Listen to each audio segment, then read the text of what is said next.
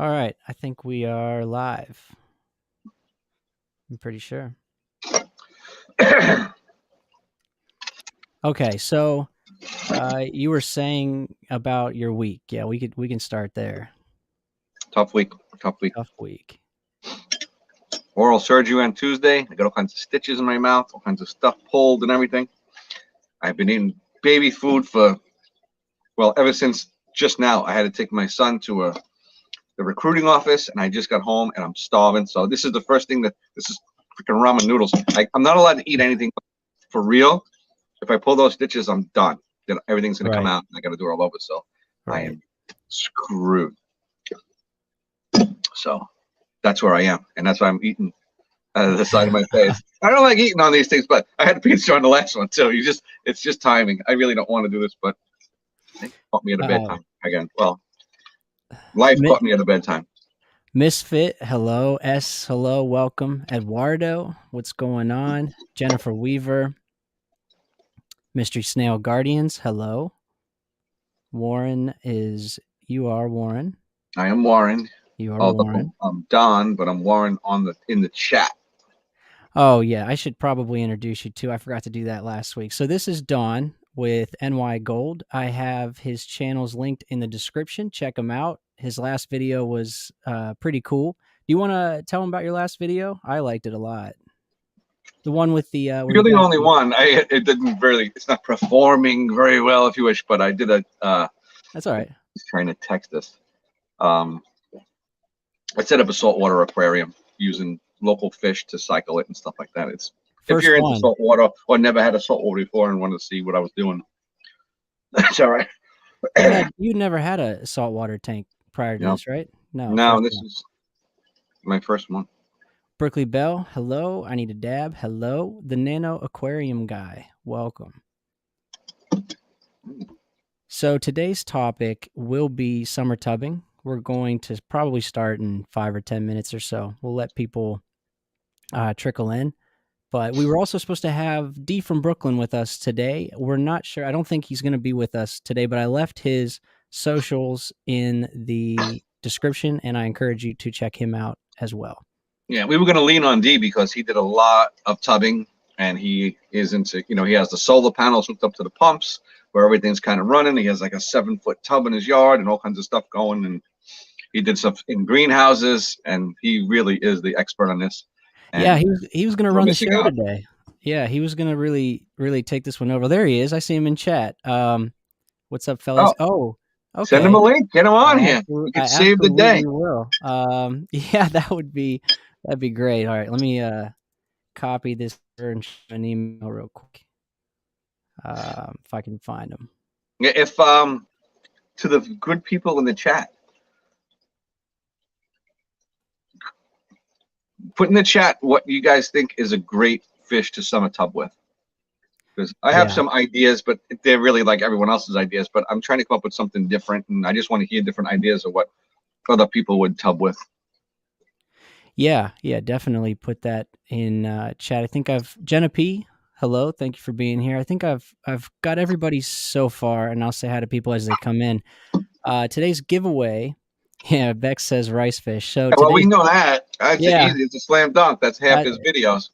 That's a slam dunk. I'll be giving away Ricefish. I have a little 30-second clip of them. I'll play that here in a little bit. D says, I'm headed to the backyard right now. Okay, D, if you can hear me, just you've got the link. Pop in whenever, and for as long as you can. No need to be here the whole time or anything like that. And we'll just ask you questions. Yeah, I want to hear about these solar panels that he has set up and how they work. I'm curious to hear more. Yeah. I think he had some issues with some, and then somewhat, he would know better than me, obviously, but I want to see which, I think he kind of shook down to what works and what is inexpensive and works, Yeah, that's right in my sweet spot. So that's why I want to hear from him. That would be great. Let's see. There's people. You can type in the hashtag anytime. I will check to make sure. Yeah, it's already picking people up. Says there's 11 eligible users. Oh, you bastard. And I think I figured out a copy of the names. Perfect. Okay. Shop lights. Dawn, I had a question for you. So I know LRB and a bunch of people use shop lights. They're cheaper than aquarium lights that you'd purchase at the store. Yeah. Where do you get these shop lights at? Where are Home people getting them? Depot, Lowe's. You can Home probably get them Depot? on Amazon. Let me switch my camera around, and I'll show you my shop light. Yeah. That'd be good. New Local Austin, hello. Stephen P, hello. And welcome. Yeah, I'm good at this, right?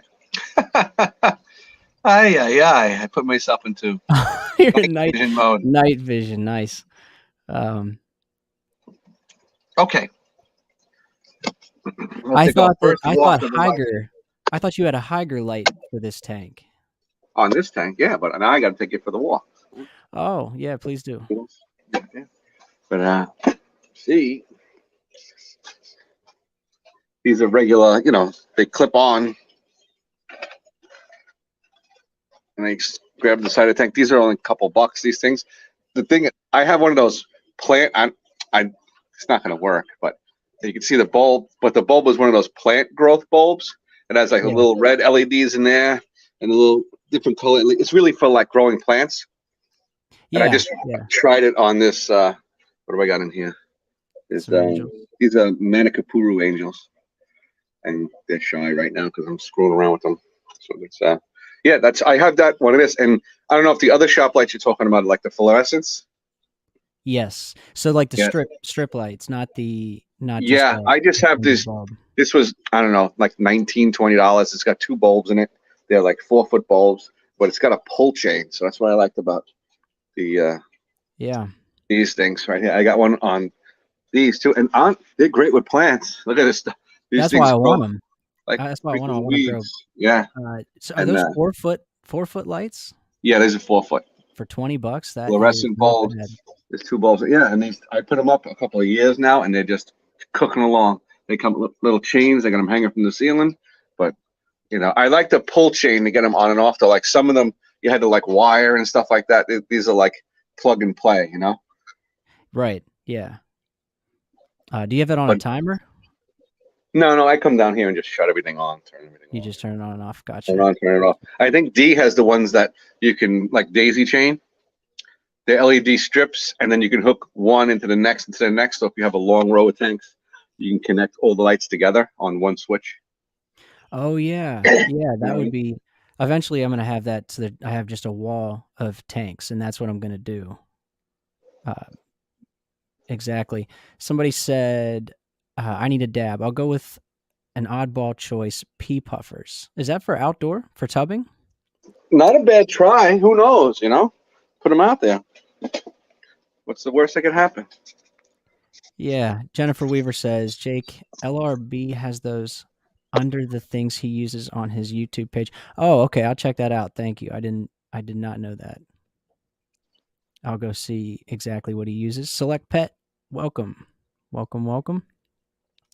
There's 20 people in here right now, so I will throw up a quick little video I had made beforehand. It's just 30 seconds, but these are the fish that are going to be given away at the end of the stream. They're koi rice fish, so they have all different patterns, and I'll make sure to mix it up when I send. It'll be a group of 5, so I'll make sure to kind of make it a nice grab bag of them, but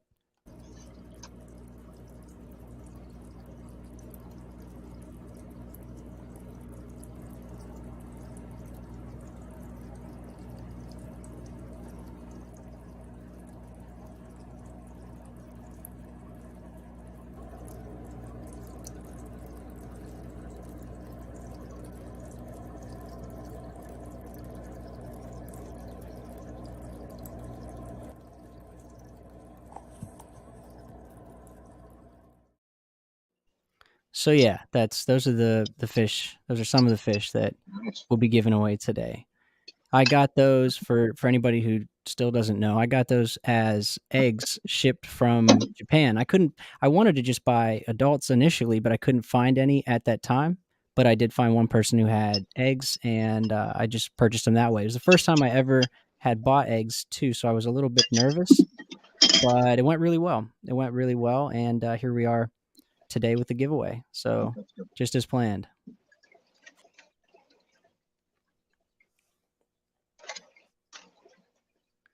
Yeah. What's another good? I mean, some of those like Dumbo guppies look really good from the top.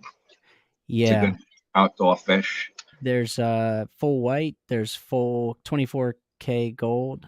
I think those would look. I mean, really, honestly, any of the guppies look good from above. Even the Vienna guppies that were on last week's giveaway. Those they kind of have this. You can't tell when you're looking at them from the side, but as soon as you look at them from the top, they have this green shimmer on both sides of their body next to their dorsal fin. So, I think most guppies would be a good choice. People do ponds, koi, and goldfish. D is looking for the link. Do you have his email address? Yeah. Oh yeah. D, I sent you the link already. Let me know check your email. Let me know if you got it. Because I already had your email from before. So hopefully he got that. Yeah, the first question I have for D, or what it was gonna be, was what is your process? Like how do you start? Take me all the way through it. We'll see if he can get up here and talk about that.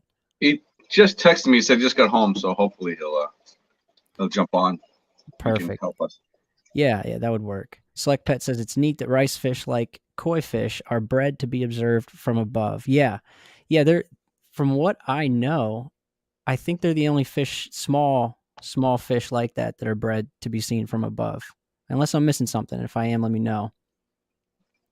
But I like that too. I'm partial to white clouds. One, because they have them, but I think when it comes to like guppies, any kind of live barra outside, certainly puffers, most of this stuff. I don't know so much about rice fish, but there is a temperature range that you have to be very careful with. And if you put them out too soon and you get one of those cold nights, all of a sudden you come to a bucket of slime. You know what I mean? Everybody's gone. Yeah. But something like white clouds, they're easy breeders outside, and they're very tolerant to the cold. So if you put them out there and it's 60 degrees or whatever, and you have a night where it goes down to like 40, they'll be fine. You don't have to you can actually start them earlier. You know what I mean? And they actually prefer to breed in like that 60-degree range. They don't need that 78-degree water and stuff to really get going. They can do it a lot sooner. And if you had them out, like, you could probably start them like a month earlier and keep them out a month later. So you can probably tub without, aside from like a goldfish or something like that, where you can go. It's probably one of the longer fish you can tub with if you really wanted to extend your tubbing season. All the way. So what you're saying is, as far as the rice fish, this is a good time for the giveaway. This is kind of the right time to be getting some rice fish if you're going to do tubbing. Oh yeah. Now, end of April, most of the country is warm, and by the time they get them, May will be around. You start getting the warm nights. It'll be perfect for rice fish. But I don't know. How cold tolerant are they? What's that? The rice fish? Yeah. Supposed to be pretty cold tolerant. I don't know what their limits are. As far as I don't know how far you could push them. I'm sure somebody in the chat has that information. Alishon, what's going on? He says gold white clouds, albino paradise fish are great tub fish and can be seen from the top. Yep. Yeah, I think D does paradise fish. Those are nice. Okay, so if he, here he is. I got to add him up. Hey D, what's going on? Hey yo. Live via satellite. The king of the tub. You made it. Let me tell you, if I didn't have a badge in my pocket, I wouldn't get on my own block, man. We just happen to have a major ceremony for one of our fallen, and it's taking place in a funeral home, literally a block from my house. So, wow. But I thought I cannot talk about summer tubs without being by the summer tub. So I see you out in your back patio there. Yeah. Well, I'll tell you one thing about summer tubs is it has to feel like summer, which in Brooklyn right now, Mr. D over there, Don will tell you it's been 40 degrees on the night. So That's Yeah. one of the big things to consider when you get ready to set one of these things up. I know you were setting one up in your backyard. The temperature fluctuations are a big thing. I got my bird friends actually was doing a lot of work. My bird friends are enjoying my big preparation for the pond. Yeah, they're watching you set I it have, all up. yeah. Well, you have to cover.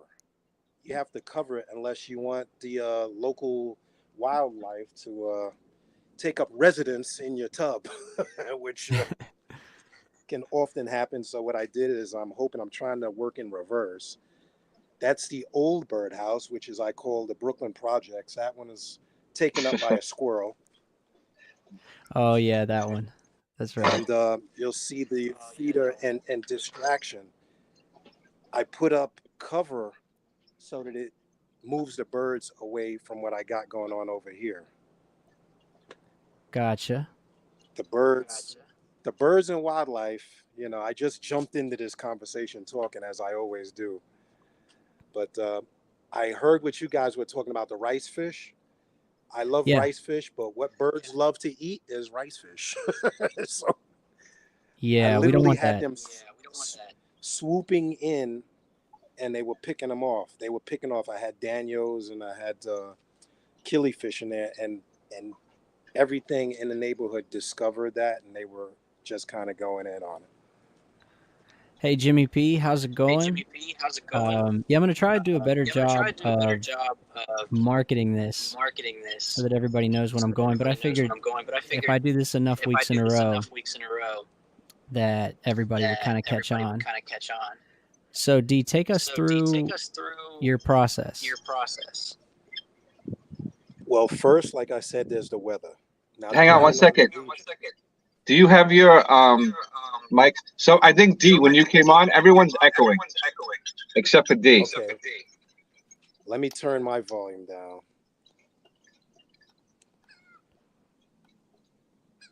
Because I hear it in the back. You still hear an echo? Yeah, I'm still getting echo. Someone has YouTube open, it sounds like. Wait a minute. I have it open. I'm working on my portable here. Close, close, close. Yeah, you're not echoing, but I am. And so is Jake. Testing, testing. You're good. You're good. It's on our end. Somehow. Do you have one of the apps open in the background? Because you will get that in StreamYard. Either that or the mic will pick up the computer feedback. I had that. Remember, we had that when Joe, God bless his heart. I used to have that with Joe.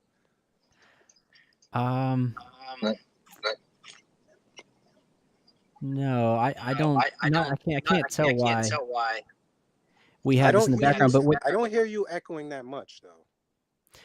Right, when you talk, there's no echo at all. So honestly, if you just want to start talking about tubbing, that might work. Let's go through your program. The first thing. Find out what region you're in, and find out when what I started. I got the Weather Almanac, which people don't use anymore, the Farmer's Almanac, to find out when the last frost is. Like you're doing your gardening, like if you have a garden and people want to plant things in a garden, find out when your last frost is, and give that 2 to 3 weeks. You don't want to put any fish in there that are not cold tolerant or that have not been outside before. Like store-bought fish usually are not adapt to that weather change. So you want to find out when your last frost date is and plan to start from there. Yeah, so I think nighttime temps are important. Yeah, the nighttime temp, you got to go by the lowest temp, not by the highest temp. You want to go by what the lowest temp for the last 2 weeks is, and then add another 2 weeks. Because I know New York, for instance, maybe Ohio too, because you guys get cold winters there. You can always expect another 20 to 30 degree drop anywhere from like the end of April to we had snow in almost May, like the end of April one time. Like May, we had snow here one time. And And if you're in a tub, which I'll show you one of the older ones. If you come down here, if you look at one of my older tubs, I know you mentioned it in your video before, the plastic. This was tub 1.0. Dick, you want to put them in full screen so we can see it? Yeah. Dick, you want to put them in full screen so we can see it? See if I can. Just highlight your. There you go. Got it. You get a Home Depot. Go in from the top because now it's storage. The wall is pretty thin, so there's absolutely no insulation from the cold. When the temperature drops, the temperature pretty much drops in these thinner tubs. If you see that I can bend it like this, if you go and you see that you can bend it like this, if I take you in real close, you'll see what happens. You get these cracks. Wait a minute, let me work backwards. See this? Oh yeah. There you go. Stress cracks. So when you pick out a tub, you want to take under consideration that the thinner it is, the quicker the temperature is going to drop. Now, what I use now for the 6 foot is a trough. The trough is made to be outside. And a trough is basically a large Rubbermaid container for feeding pigs and horses and chickens and things like this. This one's made by Baldwin Country. If you can see that, let me know if you can see that good. Yeah, we can see that. And I get it. I got it from an aquaponics group, actually, that was changing over their system, and they get it from a Tractor Supply, or there's another one that I'll have to leave in the text below. Supply companies sell these. If you start in a cold area, such as anywhere in the upper northeast or in any cold where you get 40-degree temperatures, you don't want to use option 1, you want to use option 2. So picking out the container is probably the most important. You got to know where you are and know how cold it's going to get, because if you get the wrong container, it's going to split. I found D, can you see if you have YouTube open on your phone behind this? This is what people in the chat think is happening. Let me see. Let me click close all. No. Or go to your settings. Nah, it's closed. See if in your settings there's a. I'm on the iPad now. I'm not on the phone. Hello? Yeah, still getting the echo, right? Do you have the option to cancel echo in your settings, D? Hold on a second. Oh, also, hello, Geek Boy. And Rainer. I'm going to do the old switcheroo and see if it goes any better from the phone.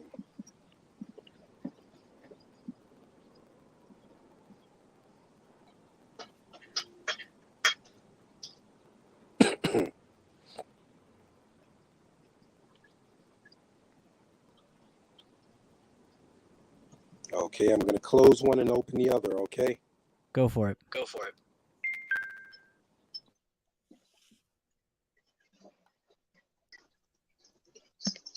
All right. Hello? Jeez Louise. There's some echoing going on. Torture. I muted D. I muted you real quick. Let's see. Yeah, we're not echoing now. How about now? No. It's got to be on his end. I'm blaming you. Blame me. Oh, I think we're good now. No, I think we're good. I just. Yes. We're good. It was now. We're good. I just left the iPad and went to my phone, which is not on the highest of power levels. But okay, well, it's better at least for now. No more echo. No more echo. All right. Teamwork makes the dream work. Well, so now that we don't have so much of an echo, sorry everybody, I'm a pain in the butt. That's fine. You were telling me about, that thin container that I bought. I'm going to use it for tubbing. I still have the lid. I'm looking at it right now. How do I cut the center of that lid out to use it as a supportive brace? All right, what you want to do, and I'm gonna unravel the greenhouse here because I've been getting the little visitors trying to go in here already. They've been trying to go in. All right. Bear with me with the shake, everybody. Bear with me. Everything is still in winter mode. Rico, I don't know if I said hello, but hello. All right, here we go. The top that you have is made of this. Yes. This is the top that you have. It looks very similar. Or you may recognize it more as this tub. It's it's that one. It's what that tub's sitting on top of. This tub is very good, much better than what I just showed you, the blue one. What you want to do is, if you see this edge, let me move my arm, take you in close. See this edge? Can you see that? Yeah. You want to cut that whole middle section out and leave this thick. I'm going to bring in close to see where I cut it. Bring this thick portion. That will support the whole outer frame of this tub so that it doesn't bend inward. It's on the bottom. I was thinking you somehow put the lid back on top. No, I'm just showing you that lid because it's harder to see that one. I do put it on top. Let me see if you can see this right here. I'm going to draw a picture. Can you see that? That's your department. You're the diagram man. Yes, you are, Don. Can you see this now? Yeah, I can see that. See how it's cut out? Oh, yeah. So how difficult was that to do? You just use a blade? I use a heavy razor blade. They're like carpenter. They come in a little metal case or just a regular vinyl tile cutting razor blade. Okay. And can you see the lid? For last year, I actually did not remove this. I made it so I can open it and bend it all the way back. And actually, it's funny. It's funny that this tub is actually filled with water. It is. Do you recommend that as opposed to just cutting it out all the way? I experimented with that last year, and it's better to leave it and bend it up. And I'm going to tell you why. At the end of the year, you can close that back. Or if you want to shade it for whatever reason, you can just close that lid or put a screen over it to protect leaves from going in or animals from going in. Yep. So now if you have a window screen, which I do, let me open the rest of this. Bear with me. I'm working with one hand. Oh, you're fine. We appreciate you being here. All right. Now the greenhouse I can get to. This screen here, like a regular window screen, can double as a screen for this. Okay, yeah, I see that. And when you have your fish breeding and you want to create a period of darkness, I can just close this. Or I can open it way up and leave it completely open. Okay. But leaving this rim will protect you from the split that you saw earlier. The splitting is a problem. Because once it fills with water, all that outward pressure goes to the edges and it'll want to split. Right, yeah. My Fish Tanks Aquatics, hello John, and hello Michelle E. So I think that's what I'm gonna do. I'll cut out the top of the lid, but I'll leave it the way you did, and I'll try it that way. But that tub I'm talking about needs more support. These are the lids from tub 1.0. Gotcha. That tub 1.0 is the one that had the break in it, right? The crack? Yeah, but I gotta say, I had that tub for 2 years before it broke, and the reason it broke is because I left it outside. When it gets cold and it just becomes brittle, when the temperature changes, it wants to expand and contract, and you end up getting a split. Gotcha. Geek Boy says, damn, how was I not subbed to D? Yeah, go sub to D from Brooklyn. He's got a lot of good content and all that. And you can keep up with his projects over there. So that was the tub. Now, the tub you had is fine. but it's just I found some things over time the hard way, and that was one of them. If you leave that edge on, it's just so much more support. Right. So what do you have this summer for, what are you going to put out in your tubs? I have the latest one. I have the 6-foot out here, which leads me to the, once you get the tub set up, you have to choose. What I like to do is collect rainwater. So this is all courtesy of April showers. This is about 2 inches of water. The reason I use rainwater is because Don will tell you our water is treated with chlorine. And while you can use it in the aquarium and not have any problems, you can use it outside. I just found that some fish did not want to breed in that water. Whereas when I introduced them to rainwater, it was an immediate change, like night and day. So if you want to collect the rainwater, and you can start doing that in a heavy tub. In a heavy tub, you'll get a lot of rainwater. And you can see I even got some Kabamba that I brought from in the house. And I just started that outside.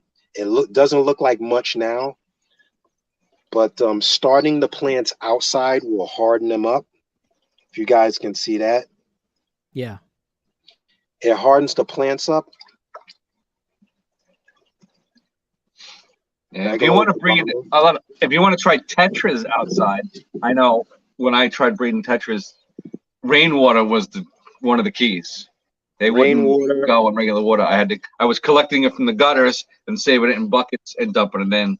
And I guess it would be the same too. If you wanted to try, if it was warm enough, you wanted to try a tetra to breed outside, yeah, I would go with the rainwater. That would be the best bet.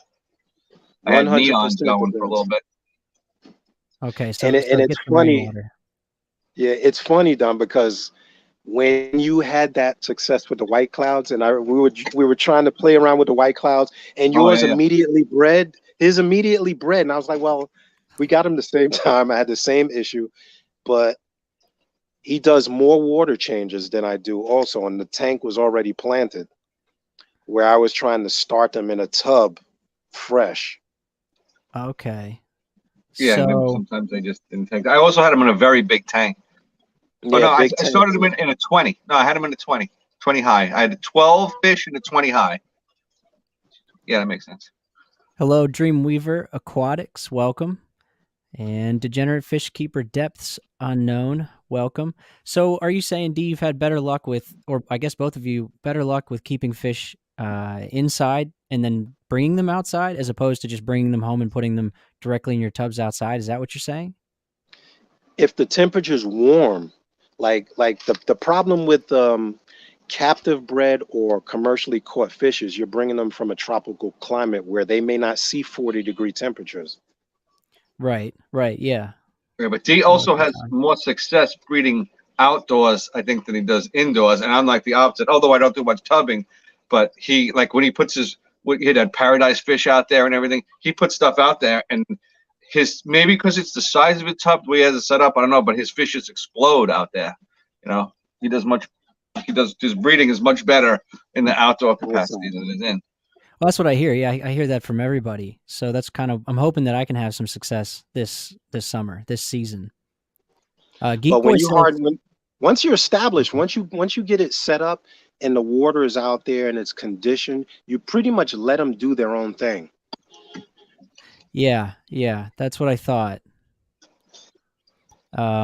Geek Boy says we don't get enough rain here for that, and believe it or not, it's illegal in Colorado. Is that collecting rainwater? You can't collect rainwater in Colorado, or are you talking about a specific fish? I'm curious. Well, you can use your tap water. You can use tap water, well water. The only thing is the conditioning. The conditioning is different. Like if you had those fish in the house in your tap water, you can have the same water outside. It's going to release all the chlorine into the air because the sun actually is the best UV provider that you can get. The UV constant exposure to that water in that tub will dissipate the chlorine. Okay. I'm sorry, No. Go ahead. Let's say in parts of Maine, it's illegal. Even if you have a pond in your yard, it's illegal to have goldfish outside or koi. Yeah. They're afraid it'll get washed into their, into the Yeah. ecosystem. So you can't even like set up a pond in your yard. They're afraid it'll get washed into a local stream.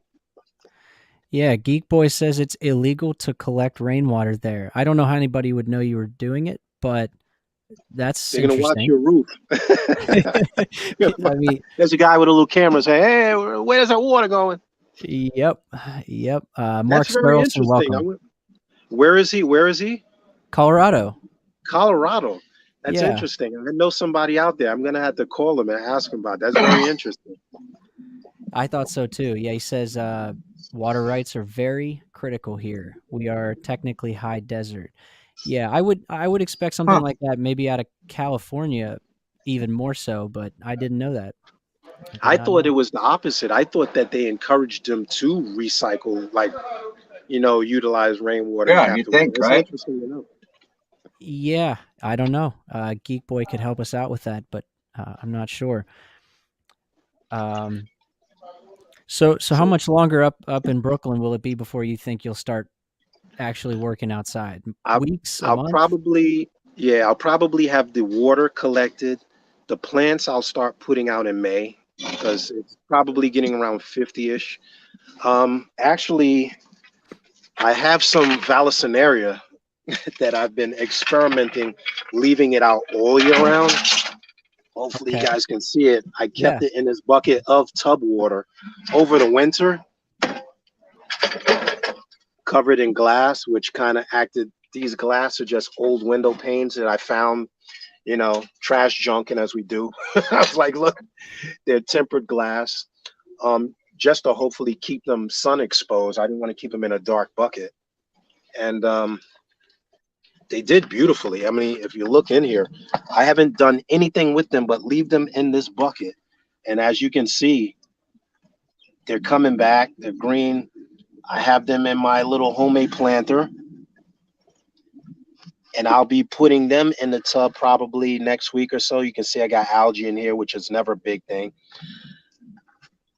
Algae is great food, fish food for your fry. Bless you, neighbor. He sneezed. I heard. But beautiful. The Vallis. This is dwarf Vallisneria, not the long species. I have a bunch of that. I have the kabamba. I have some guppy grass that I have in here. I know it's hard to see, but I have some guppy grass. And it's funny. Where's my thermometer? I'm sticking my hand in that water, and that water is actually very warm. I would say that water versus the tub, that water is very warm. So I just learned something else. You kind of created a greenhouse effect, I guess. Yeah, it's just covering it with the glass. That water's got to be 78 degrees in this little tub. It's got to be at least 78 degrees in that little tub. So we're always learning something. When you're working outside and you're doing things outside, you're always learning something from year to year. Yeah, definitely. Well, that's exactly why I want to hear everything you've got to say on the subject, because you've been experimenting and you've been trying different things, so what works and what really doesn't. So that's even another reason why they keep the tub with the middle cut out, because you could actually put a piece of glass over it if you want to protect it at night.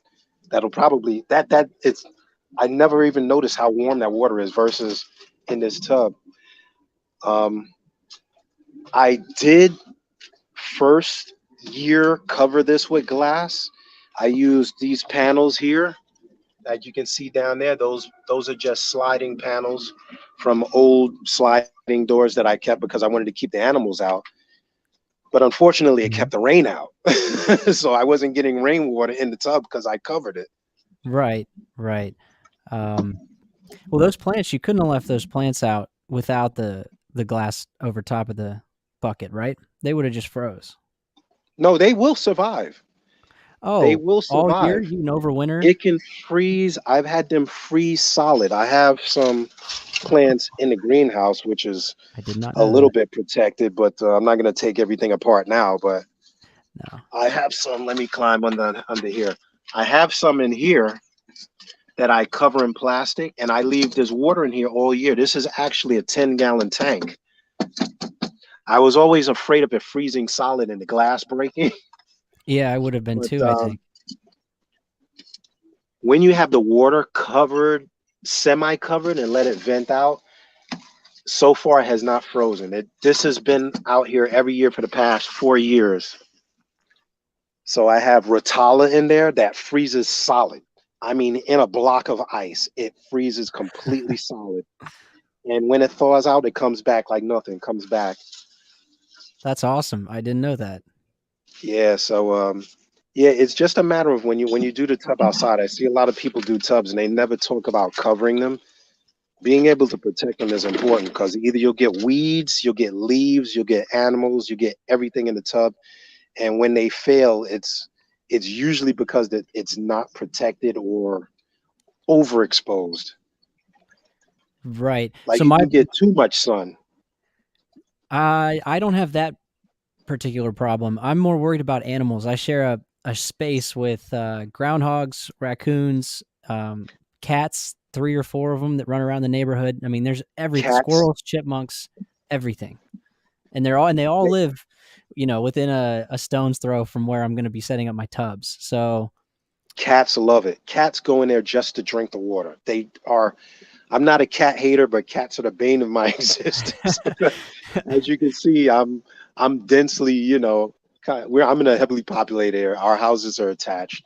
My yard is probably, if I go up on my deck, my yard is probably the only one that's green all year round. Like all year round, I'm pretty much green. So all the animals come straight to my yard.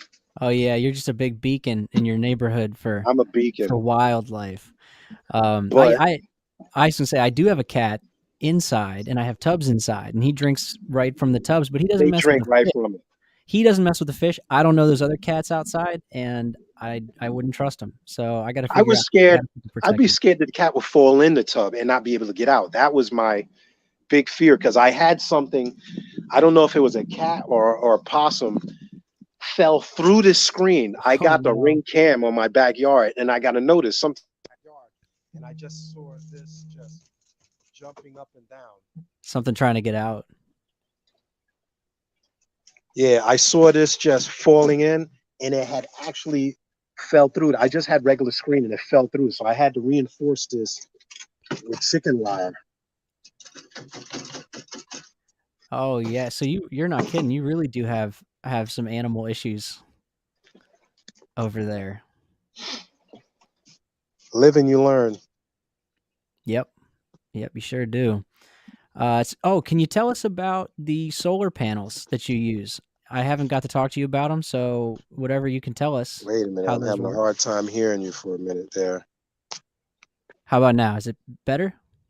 No, it's me. Somebody tried to call me, and then he just put my phone on mute. Okay, yeah, no worries. All right. All right, I can hear you a little better now. Bewizzle, hello. Working, but here. Yeah, lurk away. Can you hear me now? Vaguely. I may have to go out and come back in, but I'll bear with you. Okay, if you can hear me, can you give us a spiel on your solar panel lights? The solar panels? I don't know if they're lights or... All right. I'm going to point you towards the sun. All right. That is my little panel holder that I created. It's basically just 1x1s to get the panels as high up as I could. I have one that's closer to the ground that I use for the air pumps. I'll yank this down. Hold on, I'm trying not to fall and make a TikTok video. Oh no, take your time. Take your time.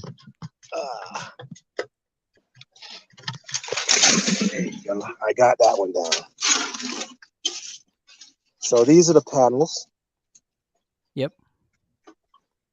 And these panels are only about 1-2 watts.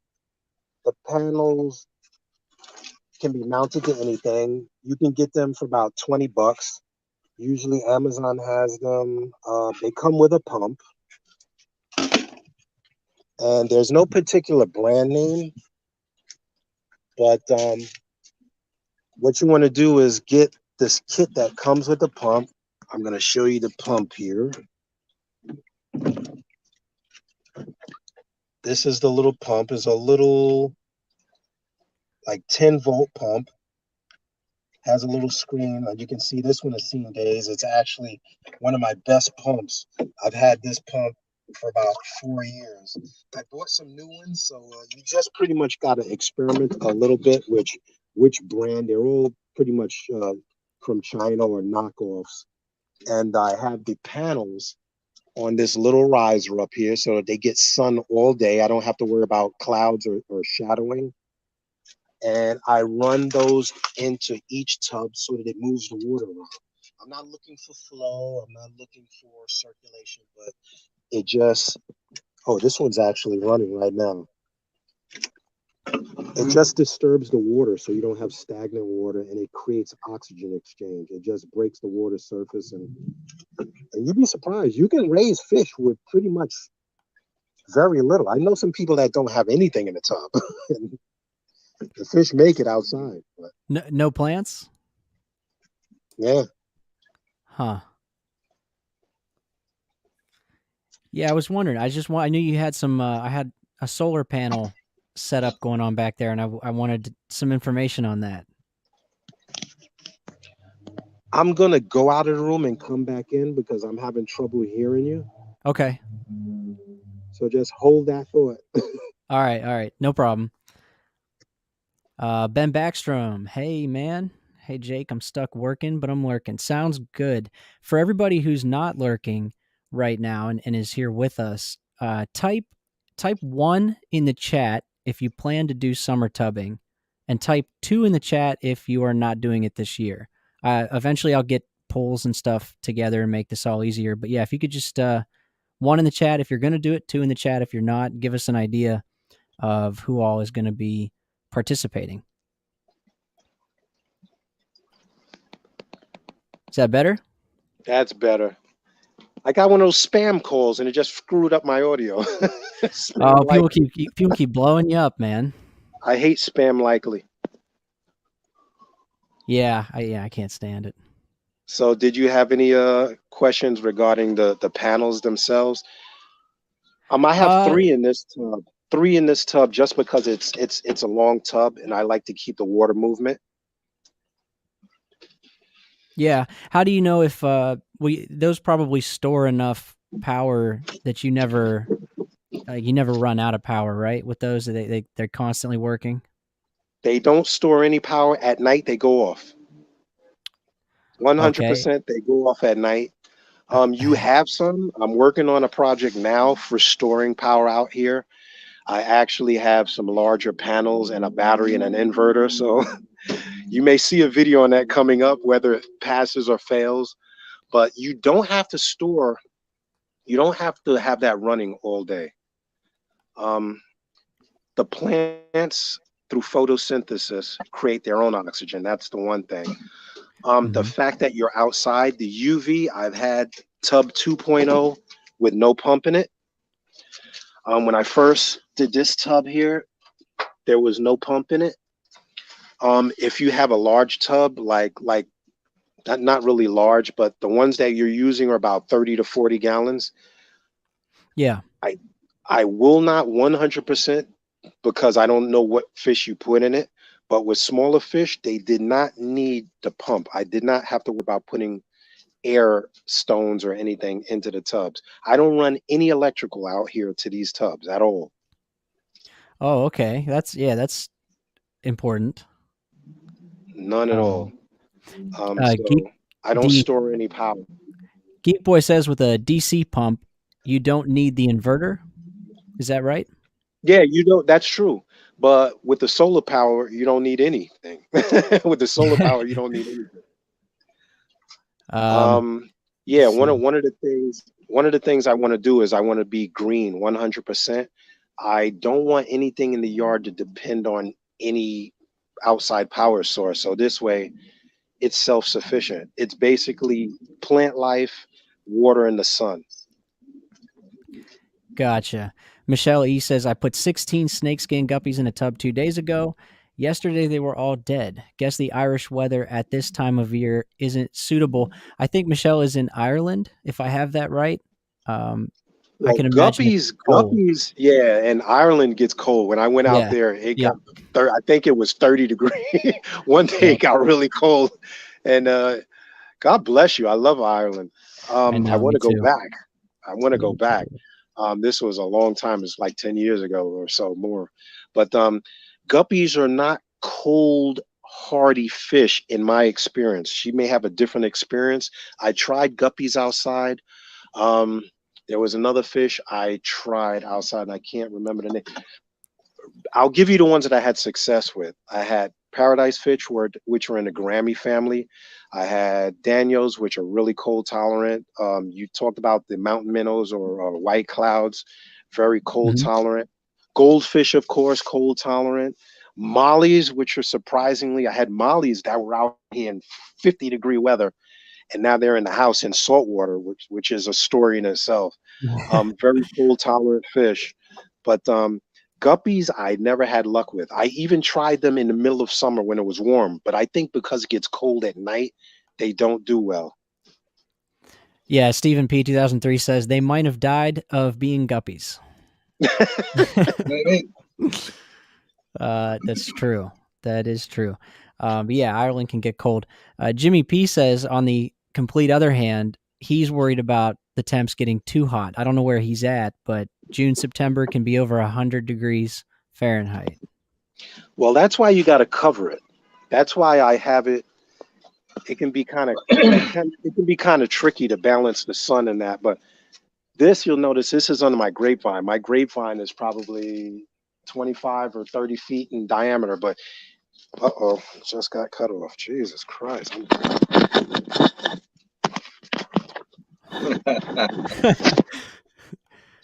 He dropped his phone in the pond. Oh no. Summer tubbing, phone in pond edition.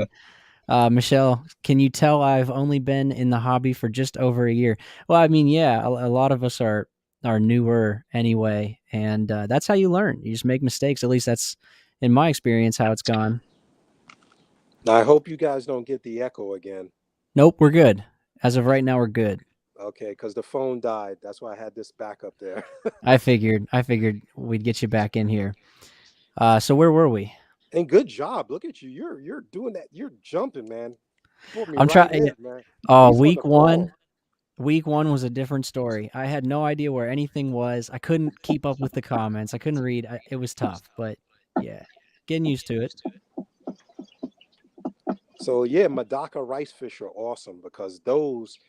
One of the guys on YouTube that I asked a lot of questions about is actually in I think he said he's in North Korea. Was it North Korea? I know he's out there, and it gets very cold out there, and he has them out there all year long. Brings them in, out all year long.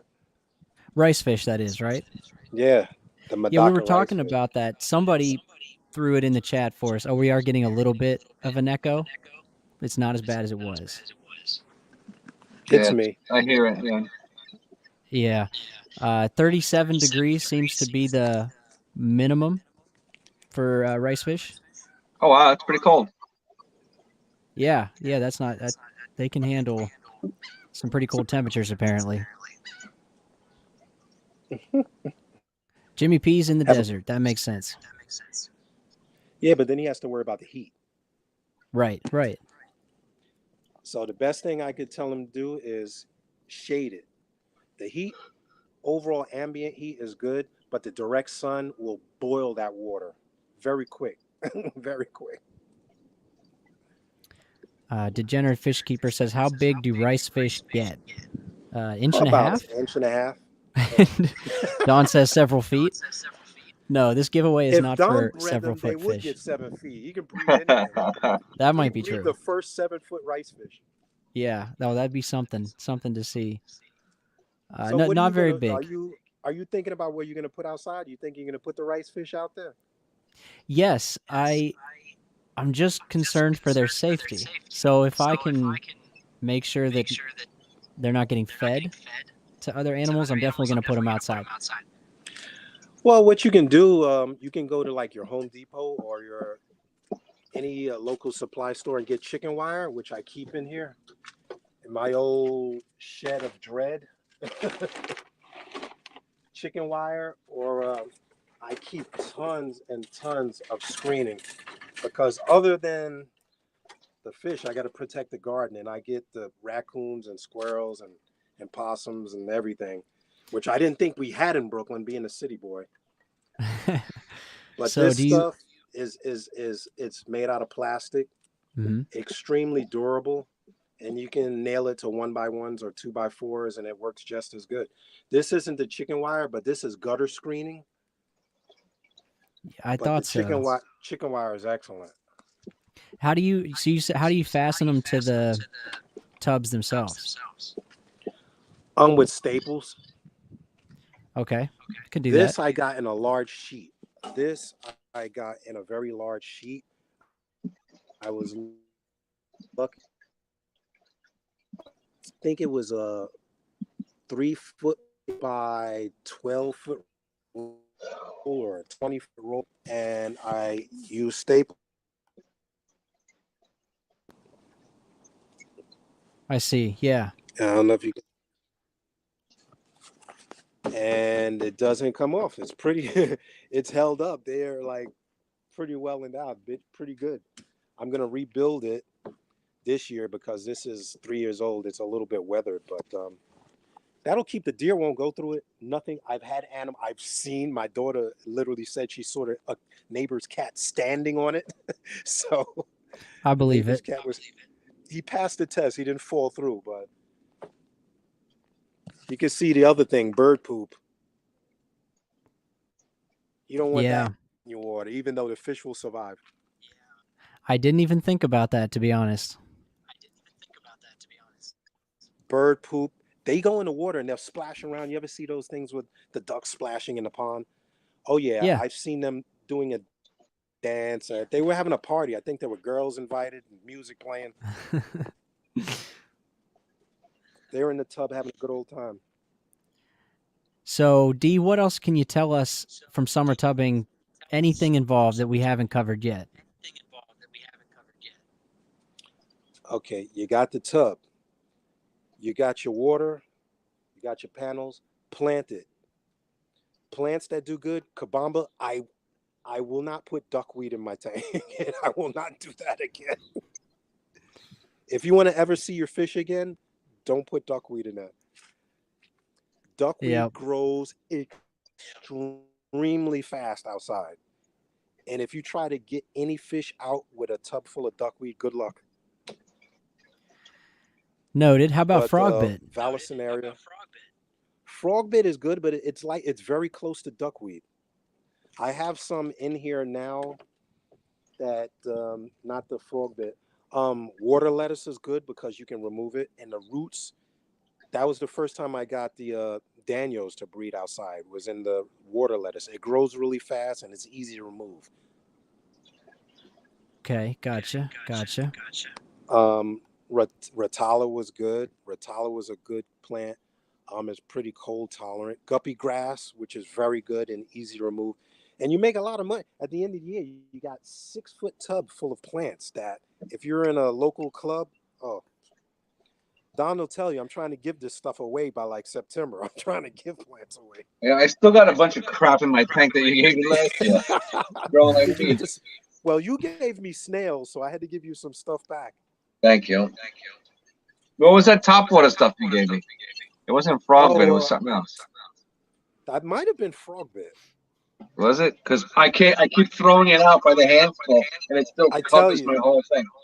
That's what I'm trying to warn them now. Once it starts growing, and if you grow it outside, it's tougher than anything you could grow in a store. You can leave it out on the counter, put it in your tank 2 days later, and it'll grow again. Yeah, I haven't experienced duckweed on a massive scale yet, so it's coming. I'll give you an inside view of the house, how much I have of this stuff here. That's a whole bunch, a whole bunch there. My killifish, I have a whole bunch there. How about Select Pet wants to know overflow protection from rainwater. How do you keep your tubs from flooding? I have an overflow drilled in the side of all of my containers and tubs. Because luckily I didn't have it happen. It almost happened, but I caught it in time. Let me just show you the inside view. Let me see. I don't want to drop this here. You can see the overflow screen drilled in the top of the tub. Yeah. Or you can just drill very small holes into the top. Let me see. Did I have small holes in 1.0? No, that was where I figured it out. I didn't have it in this one. And did that tub overflow? Oh, it got to the top where I actually had fish jump out. Okay. I had the fish jump out.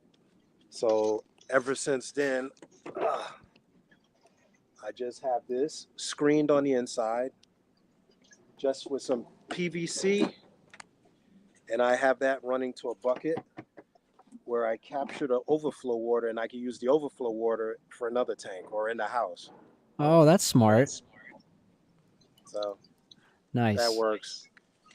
Or at first, I was using it for the garden because I just didn't know what to do with the water.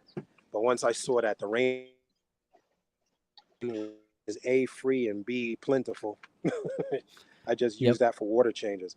And the killifish bred. So nice. We're very close, but I always wonder, I have to get an ICP test for yours and my water, Don. I'd be very curious if there's any difference between where you are and where. We're not that far apart. We're really close. No. But like for the plants, when I use that water, I have bad results with the tap water and the plants versus you use it all the time, right out the tap. Yeah, sometimes I don't even use water like conditioner. I just the conditioner. Sometimes I use it, sometimes I don't. But Discus Talk, welcome. Use a lot of plants. Yeah, welcome everybody. Master Aquatics just called me Eduardo. Wait, I like saying the name Eduardo. Eduardo. I love that name. Yeah, a lot of plants. Throw a lot of plants in the tub. You have very little problems. They also protect the fish from the birds flying overhead that I see every now and then. They're kind of watching me now. Like I got this one bird over my shoulder freaking me out. So wait for me to leave so he can jump in the tub. You mentioned being wary of bird droppings. Do you know of any parasites that can come with that? Probably. But, I think of it like this. In the wild, bird droppings go in the lake. They just have a larger span of water. I'm sure they've been in here because I didn't have this covered all the time. I haven't seen anything that I can prove as a result of like bird poop going in the water. But I have the chicken wire and then I have screen on top of it. So more of the worries are like leaves and things falling in because, that can quickly turn into a mud pit. Right. How about remineralizing the rainwater? Nothing. You don't do that?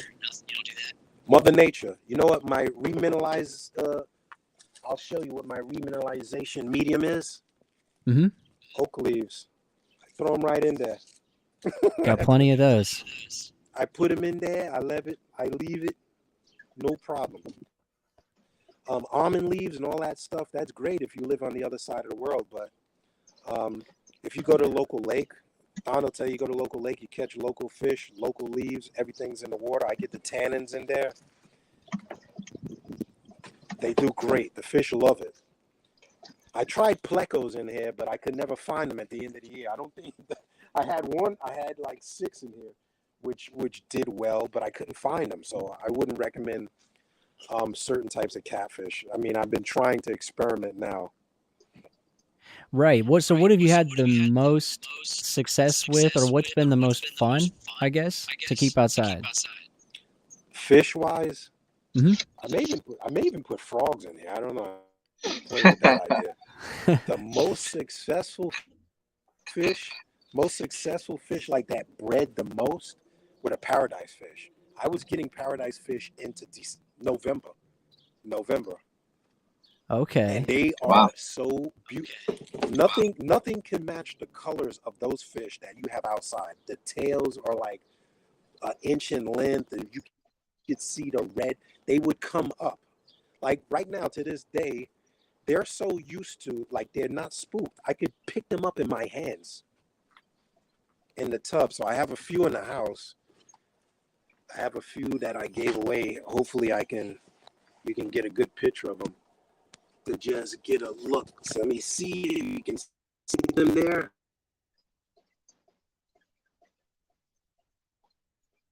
I don't see nothing. That's what a paradise fish looks like at night in a cave. In a cave. Can you see him now? Yeah, we can see him now. Those are the fry from last year. They're pretty much full size. They'll be ready to go outside now. But you can see the males are like beautiful red, like very, very red. And I have an oddball that's white here. Trying to see from the reflection here because I can't really see what I'm showing you. But this guy here, this is the runt of the litter. I can put my hand in there and just about pick them up. They would come right into my hand. Look at that. Oh wow, yeah. Are they bubble nesters? Yep. Okay. It's funny because fish outside just develop such a symbiotic relationship. They're not spooked. Like other fish going past the tank will have them jump around. These guys are like, oh yeah, it's that guy again. You know, they swim right into my hand. Yeah, I do like fish that get used to you pretty quick. And I still have my Molly from outside. He was in the tub. Now he's a reef fish now. Can't tell him nothing. He's all about himself now. But look how long his top fin is. Oh yeah. Wait, let me make you full screen again. Wow, he's big. He's big. I lost my female after he kind of bred her to death, but you can see all the fry. I have a few fry that are koi. All of these guys. This is all saltwater. You can tell my black snowflake. The clowns, yeah. There's my other snowflake. Don was with me when I got those guys. And I got a female in the holding bin that is holding fry now. Like I'm waiting for her to give birth any day now. Okay, you got her up in the fry box. All of those fish started outside in the pond. And now this is full saltwater. This is 1.025 is the salinity. What are those plants to the right? To the right? Mm-hmm. You're right. I'm assuming these are fake. Yep. Oh, okay. They were convincing. I could tell the other ones were. That's courtesy of my buddy from Pinplax, Jerry from Pinplax. I says I wanted to create a tank that didn't intimidate. So people that want to go into saltwater are like so intimidated by seeing the reef that they're like, oh man, I don't think I could keep that. These plants are fake. This is Chaetomorpha. This is a plant that they use in refugiums, and I just keep it in here because the mollies feed off the algae that grows on it. And I always challenge people when they come over, can they tell which plants are fake and which plants are real? We have the grass here. Some is fake, some is real. Some are fake and some are real. Yeah, it looks good. But this is what you can do outside. You can raise those fish outside and transplant them inside. You got anything else going on in your fish room right now you want to show us? In the fish room, I'm trying to do this with one hand here, and maybe he will be cooperative. Aphyosemion australiae, one of my killifish. Let me see if I can get you a closer look. Let me tell me if you can see him there. He's looking at the camera right now. Yep. Those were Oh. the first killifish that I bred in here. And that is my large male. This tank is all dedicated. I have to take the lid off and then they'll come up. They'll think they're going to eat. I have to darken it and then they come up. When they see the finger, you see how the fish come up. They know.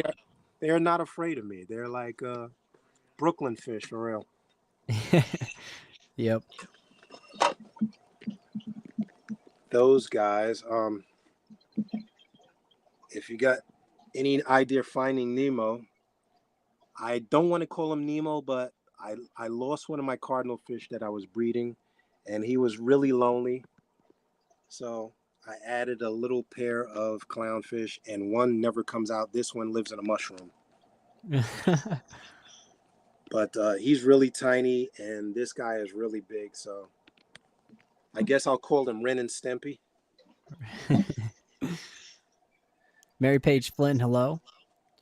Me and Chapit, I'll be listening. Okay, sounds good. Discus Talk sounds good as well. Thank you for coming. So what else you got? I just did a video on my channel about covering the tanks. I'm having an algae bloom in this tank, but I was evaporating water. This is all built in. I built this filtration into the tank. There's no sump. This tank is running for 7 years, 6, 7 years. I was losing water at probably a gallon a day. So I had glass cut, did a glass top. Look at the condensation.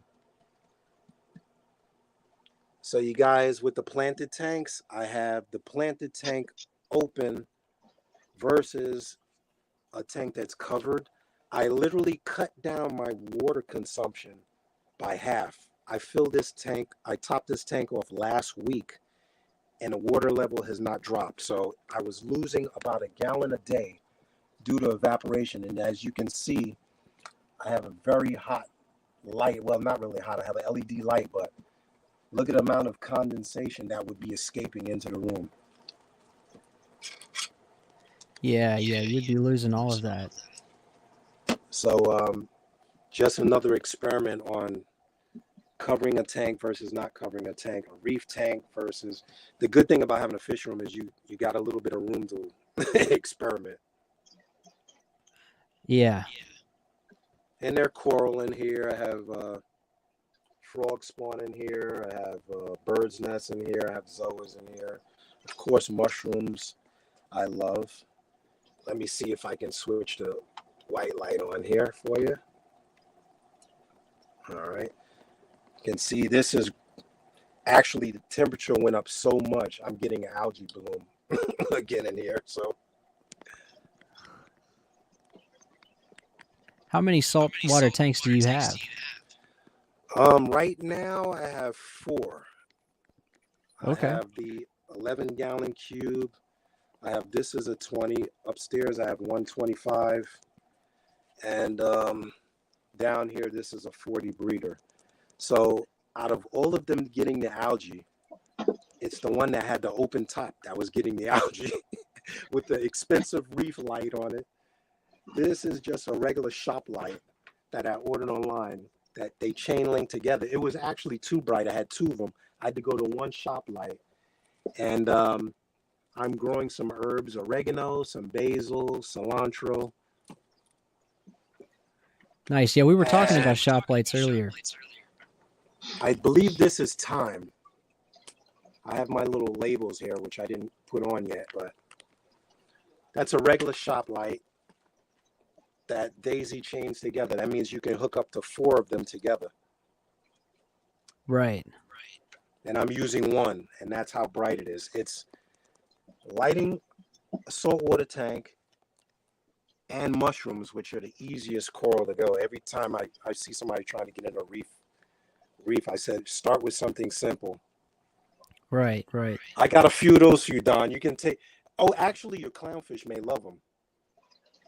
Oh, yeah? Because, you can see Nemo here, Shorty here. Look at the size of this compared to him. Oh, wow. I have some way bigger than that. Wait, I'm gonna sneak upstairs. The wife don't tell the wife I'm coming upstairs. Yeah, I was going to Running through the ask, house.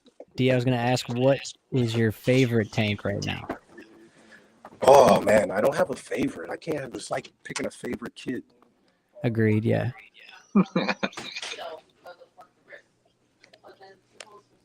That's the large one. Trying to keep you straight here so I don't get you dizzy. That 125 was beautiful tank. Gorgeous. We gutted the whole kitchen, so I had to build a stand to facilitate 3 sets of these LEDs here. Everything I built in here. The lights here are super flat. Those are the DeSunnies. Super flat. And there's more of those guys here. I love mushrooms. There's probably 10 different varieties of those that I have. My purples, greens, corallimorph, zoas. Are those your leathers. common mushrooms? Yeah, my common mushrooms. That's what the guy at the store called it. The guy is common mushrooms, but none of his were a quarter of the size of these. No, he didn't have any purples either. Yeah, purples. I have some names, but I never remember the names. I'm old. I don't remember the names of these things. I call it Superman or Joe Blow or Smurf or whatever it is. I go by what I like. Let me get my magnet viewer here. This is my little my magnifying glass. Oh, that's cool. I like that. So that's my little magnifying glass. I trained the fish to look through it at one point. They look through it when it's dinner time. And you have the zoas there. I have my little zoa garden here. Those have a name. I forgot the name, but I want to say that the little ones are Hulk, something Hulk, and I just never remember all the names of these. My fish, this tank, I started in 2002. I'm So 20 years it's old. 20 years.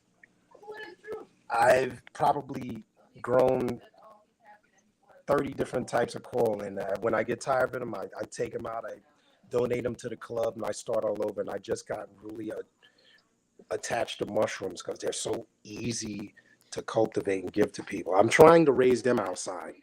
I failed twice. So what's the difference between a mushroom and coral? A mushroom is a coral. It's just a type of coral. Yeah, it's just a type of soft coral. Okay. Yeah, I don't know much about corals yet. Yeah, but I'm trying to do everything outside and see what runs into what. What can you do outside and what you can't do outside. I have not tried them. I may try them this year if I get another big enough tub, because I tried the year before last, and in the sun, the algae grew too fast. The algae just grew so fast that I couldn't raise anything in the salt water. Right. So all of these fish started outside. This is a 45 cube. As you can see, Pothos is, this is my little garage light up here.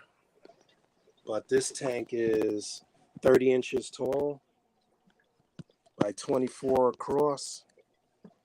And look at it. Look at, I'm trying to steady the camera. I wanted to show you my hand versus this leaf. This is just what grows out here. I don't feed them. I don't fertilize them. I don't do nothing. This grows excellent outside, but it has to be out of the water. What happens if you put it outside in the water? It will grow up. It wants to come out of the water. It can't. It's not a submerged plant. Right, right. Like immerse, you can immerse it. I just put it on a flower pot upside down, and now I'm trying to glue. I'm trying to glue them in place and then let them grow. Or you can use a little hook. I'm gonna do a whole video on this stuff. I got a lot of ideas. You and I got to do a video with us actually outside and you in your pond and in the tub. There's a lot of shortcuts, but I use old clothes hanger, the wire hangers, and I cut them and make plant hooks. And I just hang the plants over the side and let them grow out. And after a while, you get this.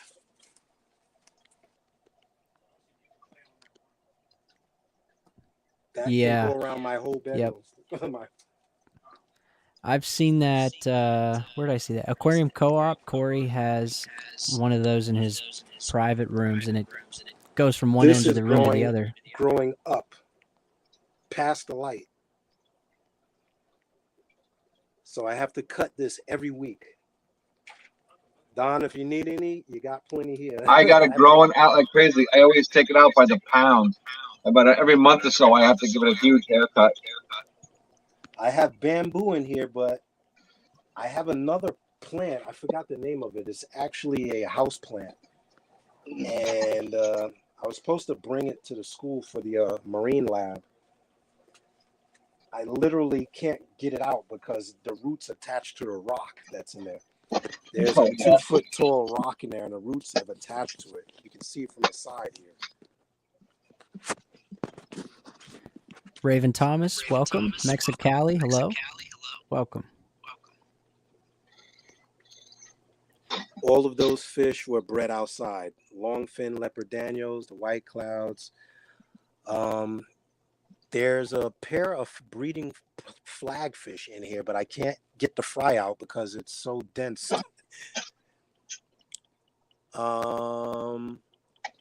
What is the name? I'm trying to think of the site of the name of this fish. Pseudomugel, if anybody's familiar. Pseudomugel. I usually put the names of the fish on the side of the tank, but I'm dumb and I forgot. I got a new label maker, so I'm going to redo it. Pseudomugel, something, something, something. I have a whole thing of dwarf Corydoras in there, which were laying eggs, but I started changing the water, Don, and that's what I wanted to ask you about. I started changing the water, and they stopped. Yeah.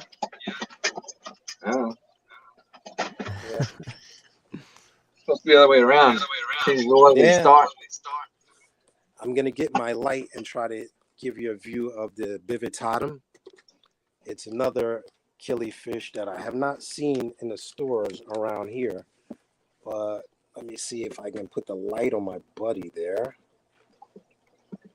I put the light on, he moved away from the light. Nice, good job, buddy. Maybe you'll see him. He's very small. He's under the light now. I don't know if you can see him. He's striped. Oh, there's my white one just came out. Let me see. Can you see it by the filter box?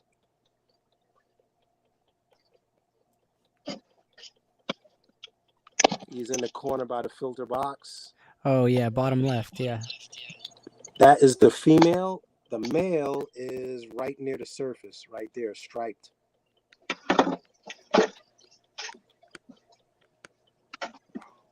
Aphyosemium bivitatum. I thought all killifish were annuals. Those aren't. I've had those 2 years now. Just another project. Just another project. Yep, they just keep piling up for me. That's for sure.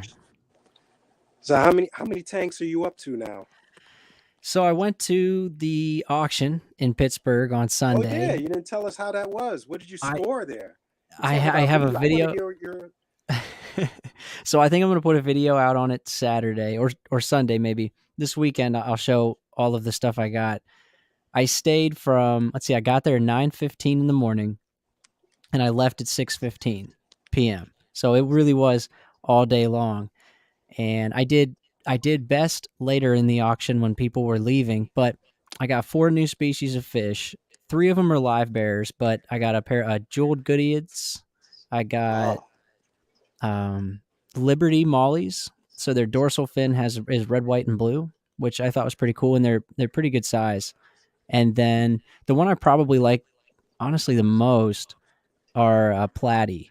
They're blue. Let's see. They're a blue spotted variatus or red spotted variatus. I just posted a clip of them on my Instagram, so you can see them there. But I got 10 total fish in that tank. It was for example, the Liberty Mollies, the people I was sitting with said when those go, they're probably going to go $35, $40. You know, the bids will get run up. Mm-hmm. But so many guppies had gone by the time that they were up for auction that they started the bidding at $5. I threw my hand up, and that was it. Nobody else bid, so I got all those fish pretty much for $5 each. The plants were cheap. Oh, Yeah, I so know, it good was great. advice, Don. We told you stay for the end, right? I took and I have, let's see, I think it's in I've got my Fish Club book binder of rules and stuff, like the Breeder Awards program and stuff like that they gave me. But yeah, You were supposed to text me pictures from the auction. I know. We I got saved caught it up in for the this I got video. caught up in the heat of the moment. I was Levi, planning on $1. sending you stuff, but I don't know if you can see it, but I got I went through. I just got a piece of paper from somebody, and then they went by color. So like green would go first, and then red, and then so on and so forth. So I had everything written down ahead of time, and I was all ready. Yeah, and I got my first ever culture of Daphnia. It was the only one there. I think it was $4, maybe. It wasn't much. I got 2 10-gallons for $1 each. Wow. I got a 20 long for $5. You scored, bro. A fry Yeah. basket for $1. I think you can see. Oh yeah, I think you can actually see right there. That fry basket was $1, and I picked it up. Yeah, pretty much if you stick around long enough, there's enough things that they auction off that you can get a lot. Oh, Sure. Corys. I got Brocus Corydoras. They're juveniles right now, so they have a real high dorsal fin, and it's black and orange. Although they said, I haven't kept them before, but they said that will fade over time, so it won't be quite as high of a dorsal fin. But regardless, I like them, and I'm gonna try to breed them. So Cool. it was a successful day. It was a fun day. I like auctions, and I like seeing all the different fish. Auctions are addicting, man. That's the best part of the clubs. It really is. I can tell. I know there's one in Cleveland. It's the OCA, the Ohio Cichlid Association. I'll be going to that. And that's not for another. I think it's down the road, but yeah, it was a lot of fun. A lot of fun. Trying to think if I got anything else. I mentioned the plants. No, that's it. But yeah, 4 new species of fish, 3 new tanks. So I'm up to 14 tanks total. Wow. You're already past me. It doesn't feel like enough, but that's just because of the MTS. For sure. No, I was up to about 16, 18 at one point, and then it just got overwhelming. It was just too much. Water changes and feedings. It didn't fit into my schedule, and I downsized. And right around what I have now, around a dozen, is a number I can handle. I can go, 1 or 2 in either direction, but what I have now is comfortable for me. Yeah, I feel that because it took me a couple days to get home, get everybody established. There's another story. So actually, hold on.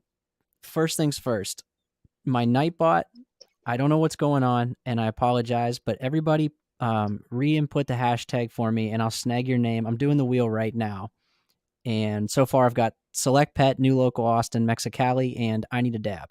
Those 4 are the 4 I have, and Jimmy P's. So, but everybody else, retype your hashtag in for me. I had a whole at the beginning of the stream, and I just checked it an hour or so in, and the list was gone. I'm not sure why that is, but I would like to blame Nightbot if possible. So I was on Facebook. This was before I went to the auction. I think it was Friday night. And I was on Facebook Marketplace, and I made it so that it was local. So I was only seeing stuff that was by me. And I always do within 24 hours because I've browsed through the Facebook Market stuff. Like I know what's on there and what isn't. So I keep it so that it's just like telling me what was most recently uploaded. Well, I saw this guy posted some fish that needed rescued or whatever. He just wanted to get rid of them, and he wanted to get rid of them fast. He said he had a leaf fish, African leaf fish, which is one of my dream fish. I've always wanted to keep one. He said he had a group of 5. And I was like, oh my God, that's insane. I can just go pick these up. I get there. I see this guy smoking a cigarette on the porch with this tiny little container in front of him. And I'm just thinking like, that can't be it. There's no way. And I said, are you the fish guy? And he said, yeah, come on up. I get up there, and this is this little tiny picnic cooler with just a bunch of different fish in it, and a dead fish floating at the top, a full adult tiger barb was just floating at the surface. He Oh. did not make it. All the other fish were stressed. They looked horrible. He said they'd been sitting out there for days. Nobody had come and pick them up. Wow. And I was like, I saw the leaf fish, and I said, do you have the other ones? And he said, oh no, that's all of them right there. So I was like, oh no, okay, I didn't plan for this. I don't know what I'm going to do. And he said, whatever you don't take, I might just flush. And I was like, you can't do that. I was like, don't do that. So I just was like, all right, I'm going to take them all, and I'm going to figure out what to do with them when I get home. And then I had a whole cooler of water. And I said, let me go get these into my water. I've got aeration. It's all set up. Let me just transfer these over real quick. And he goes, oh, no, you might want to acclimate. And I'm like, he's like, acclimation? I'm like, I sure do. But the fish that you've got, I don't need to acclimate. They're out of time. They're out of time. They're beyond their date of use. And they're basically just swimming in a bucket of ammonia. So I was like, my guy, this isn't the time for that. We got to get them. They got to be able to breathe first and foremost. So I took them all home, and that's this 20-gallon long right now. I quarantined them for a couple of days, and I got their slime coat back. I gave them some meds, some light meds, and they were doing okay. They bounced back once they had some aeration and clean water was really all they needed. So I took them all. They're all up in here, and they're doing fine. The leaf fish, I expected it to be really timid. I read that, they're predatory. They're like ambush predators, so they kind of hide. And they come out and stuff. So I expected him to come out when the lights were off. 2 days later in that tank, and he knows when I'm coming up to feed him. He comes right up to me. So I named him Oscar. All right. It seemed like, he had a good personality on him. But yeah, so I didn't even get a chance to tell anybody that story yet either. But that happened right before I went to the fish auction. Then I came home with 4 new species of fish, and it took days to get it all set up. Point of the story, I can see where 12 tanks would get to be enough. Yeah. If you get the room, the space, or the time was the issue. It wasn't, I could squeeze tanks here and there or whatever, but it was just, it was a time to feed every tank and do everything and water change every tank. Yeah. It's starting to get to where I think I'm good with 14. I'm good with all my projects, and I've got a couple tanks opening up that I'll have for space. So I'll have extra space too. And now I have a quarantine tank, and I'm going to leave it that way. So yeah, I'm slowly getting everything kind of into place. There's somebody, I think I saw someone's name come up that I hadn't said hello to. Yellowstone Aquatics. Hello. Make sure you enter. Dave Farrell, hello. Same to you if you want to be in the giveaway. We're going to do it pretty soon. I don't plan on going right up until 7 o'clock tonight. Probably go, we'll see how long the giveaway takes, but maybe 6:50, or we'll end a little bit early so everybody can get over to the Hot Mess Express. Select Pet says, I said I'm only doing 1 tank this time, and I'm up to 25. Wow. I mean, I like to hear it. I know there's some people who don't. I do not understand what's going on with Nightbot right now. Because now it's not telling me there's any eligible users. Let me stop sharing it. I might be back to typing people in, but I'm not going to spin the wheel until everybody that wants to be on it is on it. And there's 24 people in here, so I could, if I have to, I can type everybody's name in. No big deal. But in the meantime, I don't know. I'm just going to start putting people's names in that I see here because Nightbot's not helping. I'll put Dave Farrell.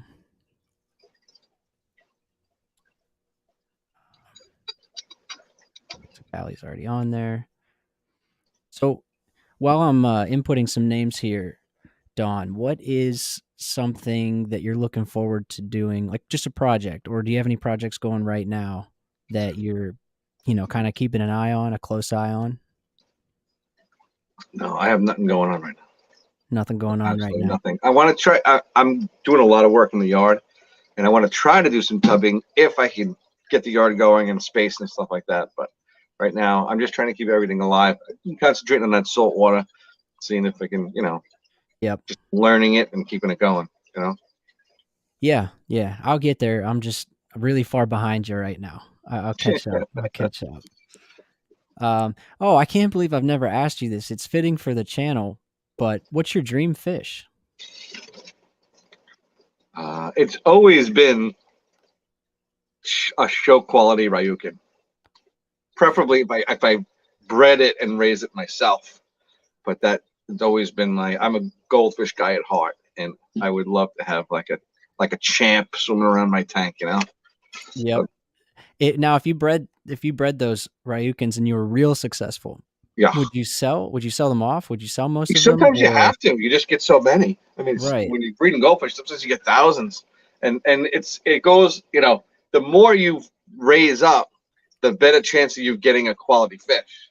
So if you have 1,000, then you have a pretty good chance. Even if it's only 1%, then you might get 10 fish out of there. You know, but if you cut it down to 100 fish, maybe you'll get 1 fish out of there. You know what I mean? So you're trying to now it's all about space. You're trying to, you got the biggest tanks you can get your hands on to grow these guys out. And then what happens is, all right, you got 6, maybe 12 fish that are money. You're going to work with these guys. Now you have 200 fish, 300 fish, 600 fish. And honestly, people will buy your culls. It's a little bit of pain in the neck to mail and ship stuff out and stuff like that. But like a local fish store, even if it is like a really nice goldfish, unless it's big, it's a feeder to everybody else. You know what I mean? Even if it has like really good genes and it's a nice fish, stuff like that, they just don't see it as a quality goldfish and you see it as feeder. Right. We got echo as soon as you came in. So echoing again because of you. Check your settings if there's anything you can click. There's got to be a reason. Geek Boy, let me make sure. Testing. Did you write stuff in the chat? Did I? No. I'm actually right now. I'm still going through the chat. Raven Thomas. I'm making sure that I have everybody, and I'm gonna go through them. But I want to make sure I've got everybody on the wheel. Can't have a repeat of last week. I won't allow it. Alishon. Do you hear echo now? No. A little bit. I'm Wait. playing with them. Hello. Yeah, it's still echo. Still echo. I actually Jimmy P's playing on. with the echo cancellation here. Eric is lurking. Eric, I'm gonna put you on the wheel. This could be something where the winner doesn't show up because I'm just grabbing names, but yeah, Select Pet says, read the names before you spin, please. I absolutely will. I know Discus Talk had to go. The Nano Aquarium guy, let me make sure not on the wheel. I'm up to about 20 names or so I've got to be getting pretty close. Rainer. Yep.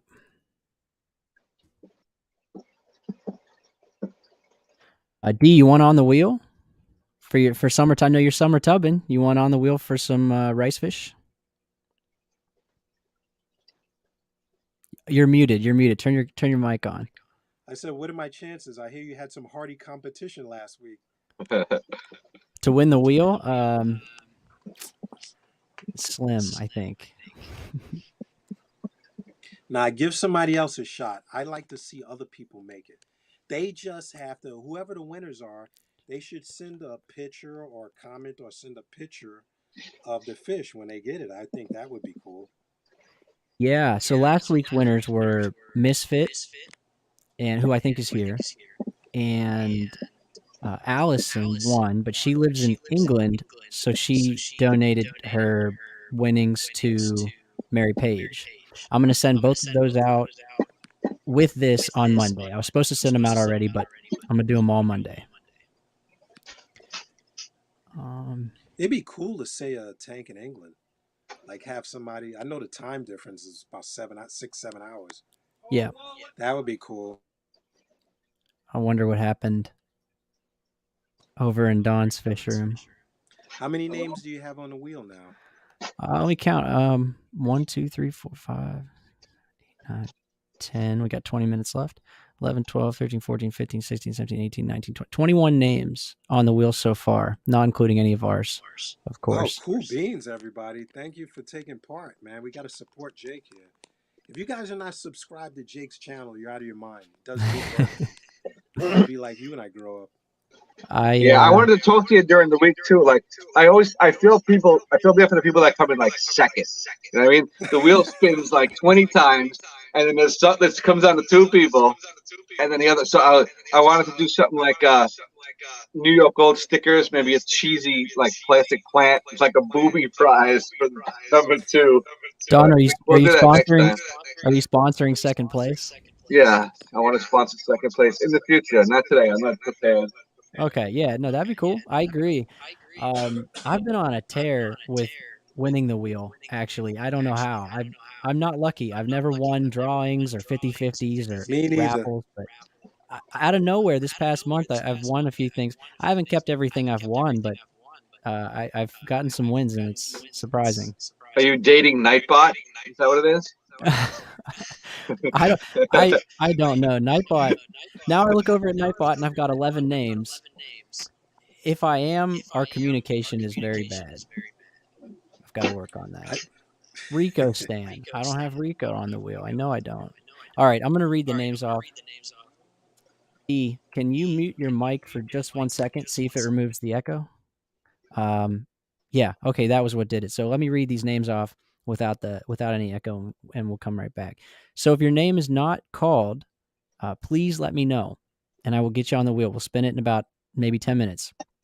I Need a Dab, Mexicali Fish Keeper, New Local Austin, Select Pet, Jimmy P, Dave Farrell, Brookley Bell, Eduardo, Yellowstone, MFT Aquatics, Stephen P 2003, Bex, MSG, Michelle E, Geek Boy, Raven Thomas, Alishon, Eric, Wyrock, the Nano Aquarium Guy, Rainer, Degenerate Fish Keeper, and Rico Stan.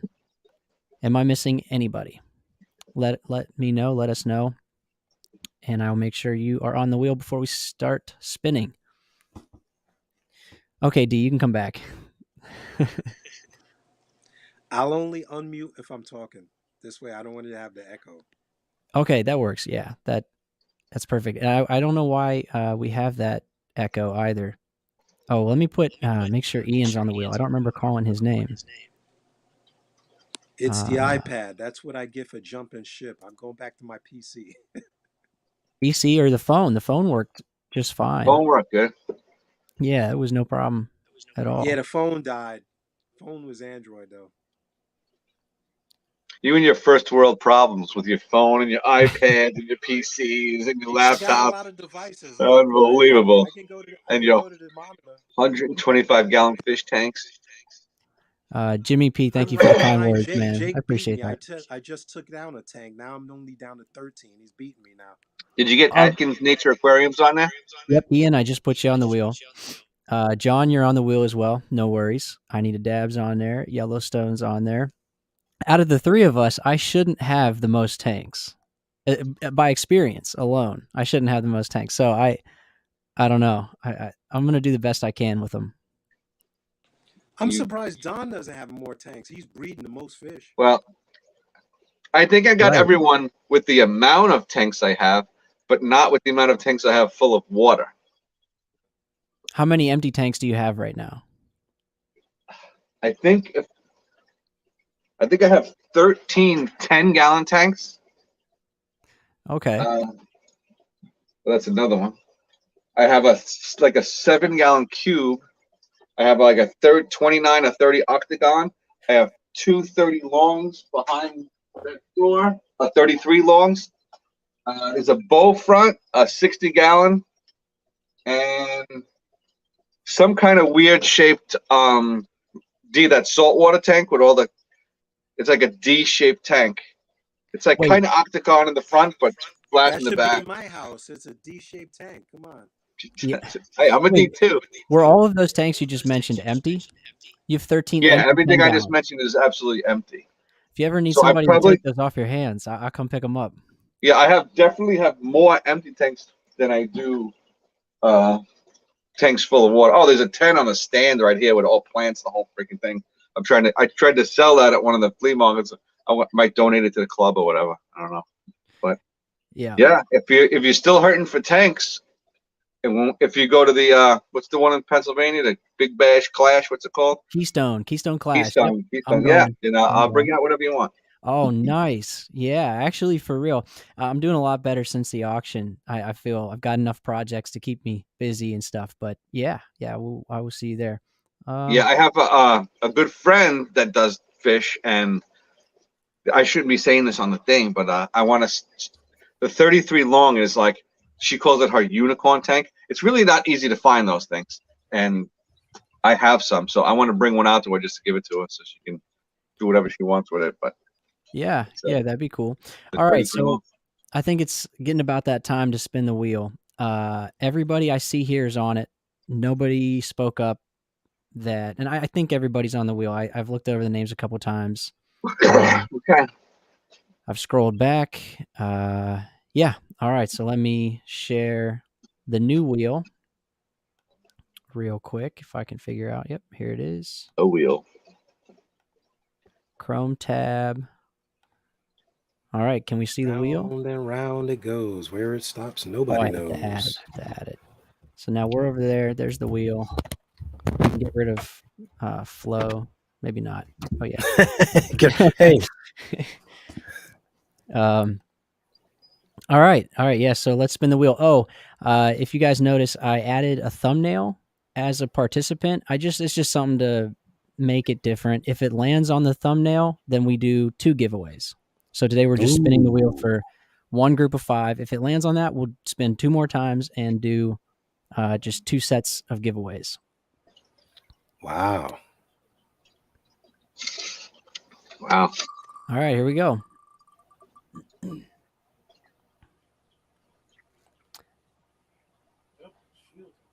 Oh, Steven.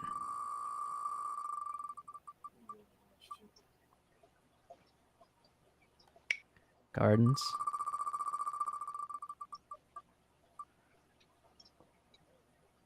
Eric. No more tanks for Jake. He's falling into the abyss. Eduardo. You're not in the hobby if you're not falling into the abyss. Yeah. Michelle. He's falling into the abyss. It's my comfort zone, Jimmy P. Yellowstone.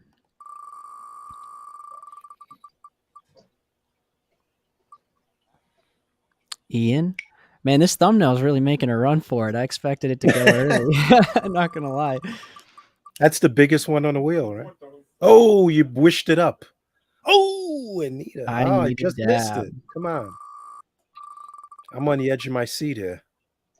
And no, Jimmy P, all of the slices of the pie, if you ask Dawn, they're all the same size. It just maybe looks bigger. Becks. Oh, they're changing. Yeah, nice. Mm-hmm. Degenerate Fish Keeper. Depths Unknown. I know you're moving to Depths Unknown, so I'll try to accommodate. Hey, if any of these guys that are in the room now have channels, shoot a text, shoot a message down below. I want to check out some of you guys' channel. I want to see the fish you guys got. Raven Thomas. Yeah, mods, go ahead, leave links. Anybody's channel is fine, doesn't matter. Oh, there goes the thumbnail. Ah. All right, so we're down to maybe 8 or 10.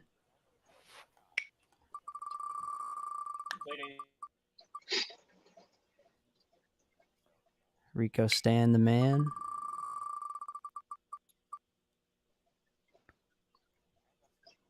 John.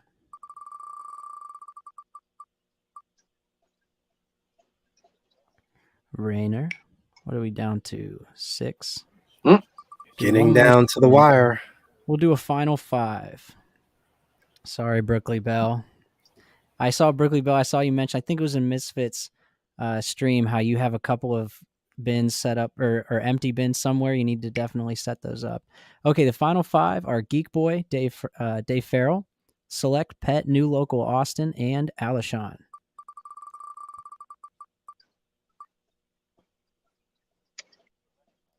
Select Pet, top 5.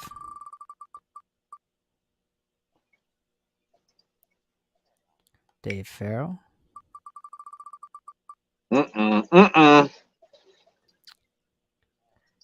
Geek BOI. Okay. This is it. So it's down to Alishon and new local Austin. It's always blue. Blue wins all the time. We need a drum roll now. Last week too. I was gonna say I don't have one ready. Drum roll.